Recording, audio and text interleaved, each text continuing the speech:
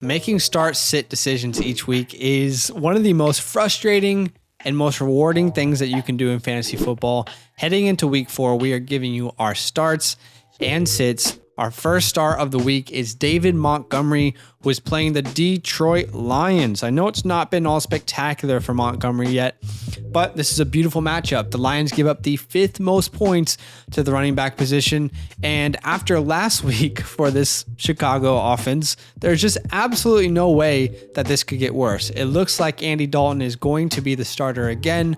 Regardless, doesn't matter who it is, look for the Bears to establish the run in order to beat the Lions this week. Our second start of the week is Miles Sanders. Hold up. You're telling me to start the guy who got 2 carries last week? Yes, I am telling you to start Miles Sanders.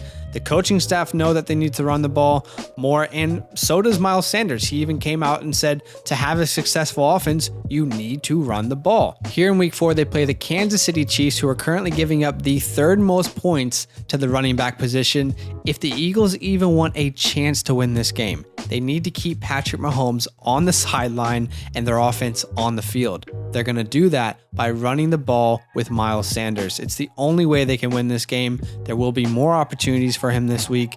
You can start him with confidence. Our third start of the week is Jakobiiiii Meyers, who's actually having a sneaky good season. He's currently averaging 10 targets, just under 10 targets per game. It's clear that he is Mac Jones' favorite target, and he's looking for him early and often.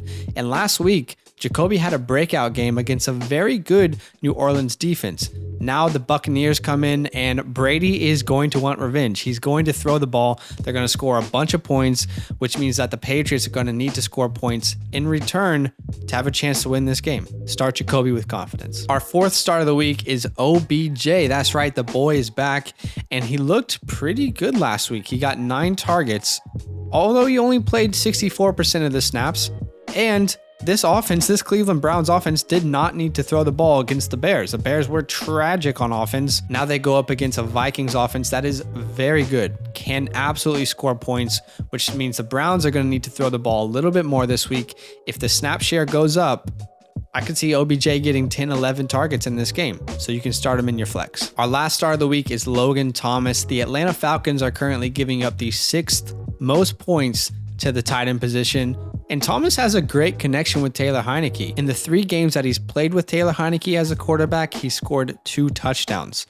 In the red zone, it's very clear that Heinicke is looking for Thomas. He's absolutely the guy that you just want to throw the ball up to and let him make a play. As a Washington fan, I hate to say this, makes me cry, but our defense is terrible.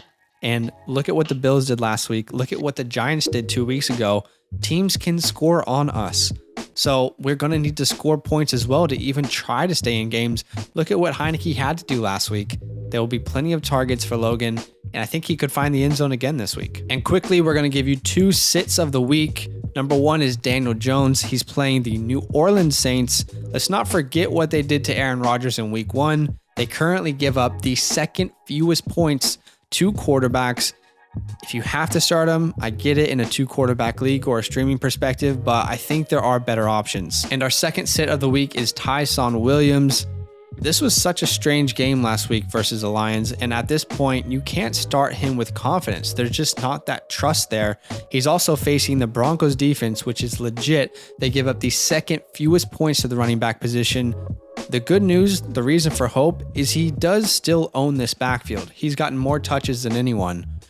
It's just there's probably better options, and we don't want to trust him with our fantasy week this week. Hopefully it's a turnaround game, and next week you can start him, but for now, play it safe. There's probably better options. So those are our start and sits of the week. How do you feel about them? You starting any of these guys? You sitting any of them? Let us know in the comments down below. Yo, what's good? Thanks for watching. We got a lot more videos. A lot more. If you want more videos. Watch it. You can also subscribe. Right now. If you want to. You need to. And lastly, don't forget that you can sign up to support the show and get exclusive content by going to patreon.com/fantasylandfam.